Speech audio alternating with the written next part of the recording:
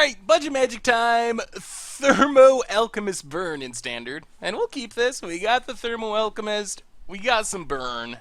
Thermo Alchemist, too good. Forsaken Sanctuary for our opponent. Well, Mountain Goo. Swamp for our opponent. And passes. Well, let's just Mountain and Thermo Alchemist. Pass the turn. I think right now people are underestimating the power of Thermal Alchemist as well. Do we just go on the burn plan?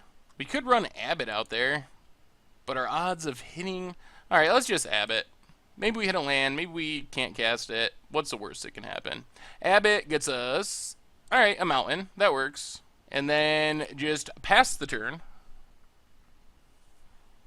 Caves of Koilos for our opponent. And dead weight on the Abbott, sure. Alright, well, let's activate Alchemist, put our opponent to 18. Play another Alchemist. Play a Mountain. And let's just pass. Another Caves for our opponent. And going to Languish to kill the Alchemist. That might mean a Sorin is on the way. Alright, let's... Do you want to dash a Zergo? Yeah, let's dash Zergo. Put our opponent down to 16.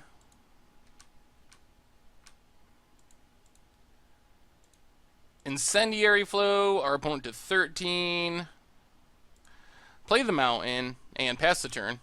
We kind of want to get empty-handed so we can play this Bedlam Reveler for full advantage. Our opponent passes. We get a Fiery Temper. Alright, let's dash a Zergo. Put our opponent down to 11. And let's just pass the turn. We have Fiery Temper available. Westfall Abbey.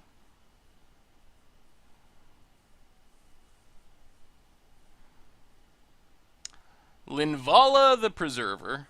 A bit annoying. Does gain our opponent 5 life. Well, let's... Collective Defiance, 2 modes. 4 damage and 3 damage. So, creature and opponent.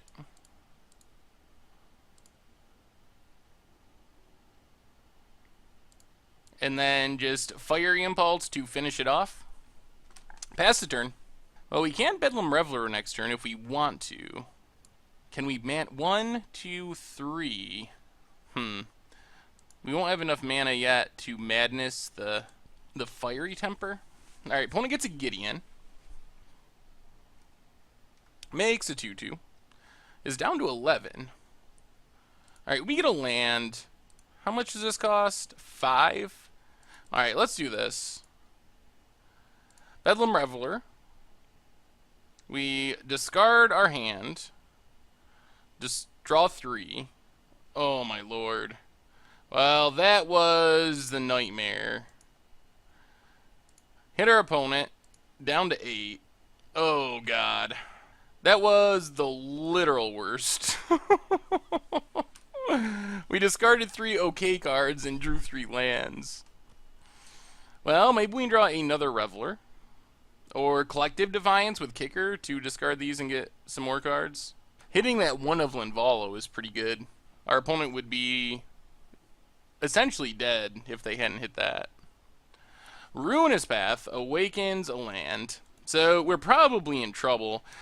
What we needed to do was hit some burn spells there, but hitting 3 lands is pretty devastating. Down to 15.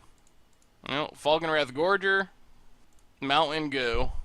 Well, it felt like our opponent had exactly what they wanted against us, and only just barely won.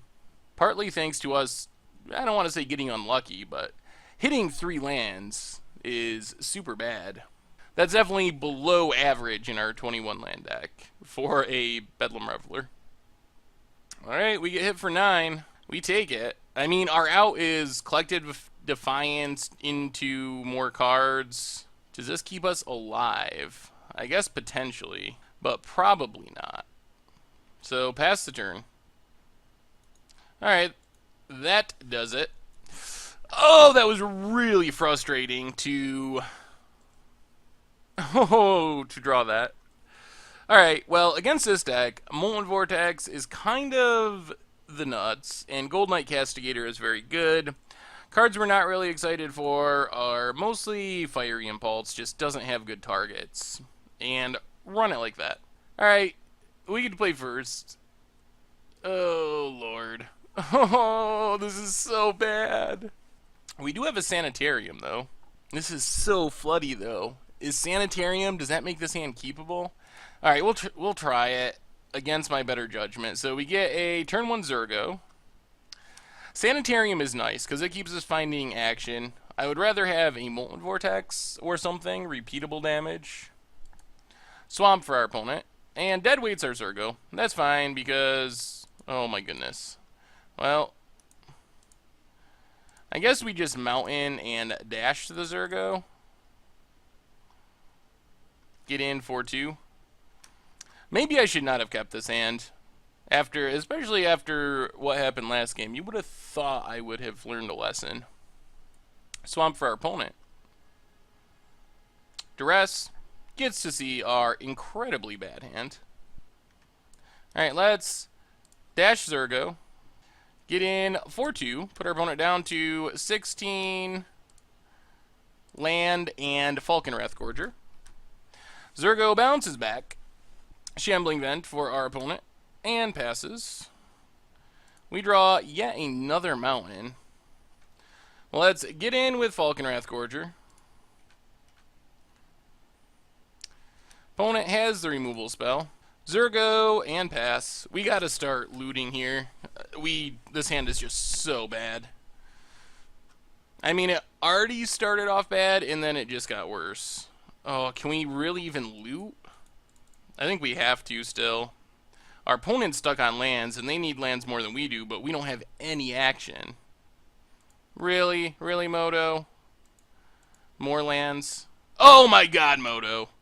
Oh my god. Well, honestly, this is slightly my fault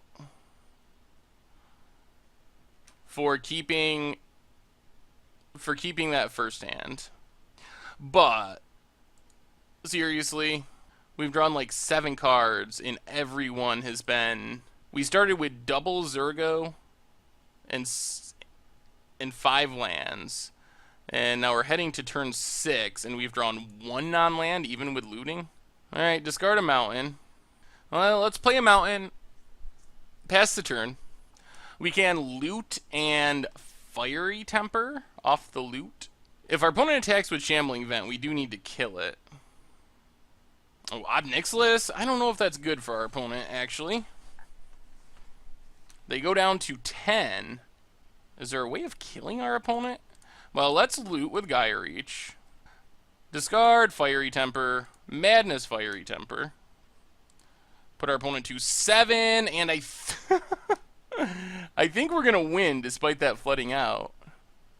Because 1, 2, 3... Cast Fiery Temper.